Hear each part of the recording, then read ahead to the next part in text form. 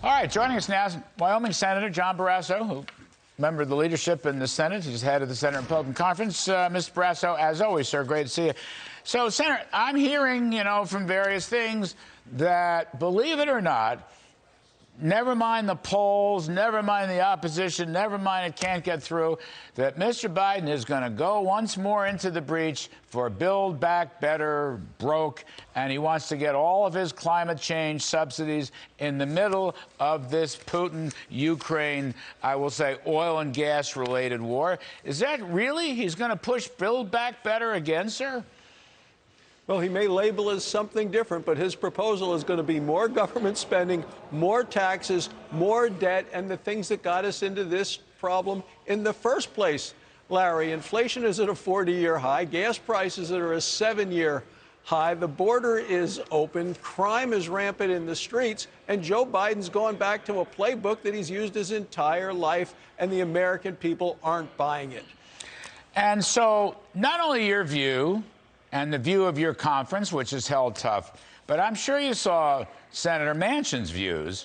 Last evening, he put out a statement. I guess he was on the radio.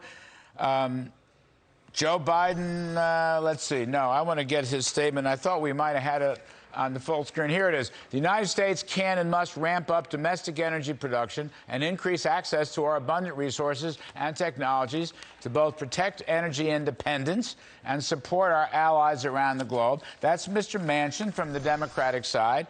BBB ain't going to pass. The logic, it seems to me, is gone, given the fact that everybody realizes that our bad policies are financing high prices and Putin's invasion of Ukraine. I mean, maybe I'm just too simplistic. Well, no, you're absolutely right. Joe Manchin is the chairman of the Energy Committee. I'm the ranking Republican on the committee. We spent an hour today. We discussed these issues. We both understand that energy is called the master resource for a reason. It powers our economy. It powers our country. Look, Vladimir Putin uses energy as a weapon, and Joe Biden, with his very weak policies and his policies to undermine American energy, essentially named Vladimir Putin as his Secretary of Energy. How else could you kill the Keystone XL pipeline and block oil and gas exploration on public lands unless Putin was calling the tune? And then Biden allows Nord Stream 2 to go through and asks Putin to supply more energy. Larry, it stunned me. I went to the White House website last night. The White House website is still asking OPEC Plus, and the plus is Putin, to provide and sell more energy to America. We're using more energy from Russia today than we are from Alaska. All right, that is incredible. Do you expect any anti-inflation program coming out of this White House? Because inflation remains public enemy number one. We just talked about the CBS YouGov poll, which is kind of a liberal poll. It's not even registered voters, just a couple thousand people.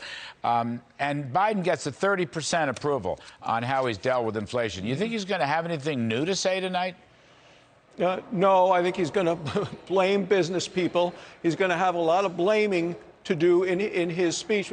Inflation is the number one thing I hear about as I travel around the state of Wyoming. You hear it in high school groups, you hear it with seniors, people living on a fixed income, people who are working. Their wages cannot keep up with the costs. All of the Republicans on the Energy Committee will tomorrow send a letter to President Biden with a list of 10 specific things he could do today to lower the cost of energy, help with inflation, less pain in the pocketbooks of American citizens, and at the same time undermine Vladimir Putin and help our NATO allies, help Zelensky in Ukraine. But I expect that the president will reject it, just as he's rejected so many of the good options that we have given him from a Republican standpoint of trying to solve the major issues facing this nation. Well, that's a good point. You have a positive agenda. He may reject it, but you have a positive alternative. Senator Barrasso, I'm on a tight leash tonight. All I'll say is thank you, sir. We'll talk to you very soon. Good luck.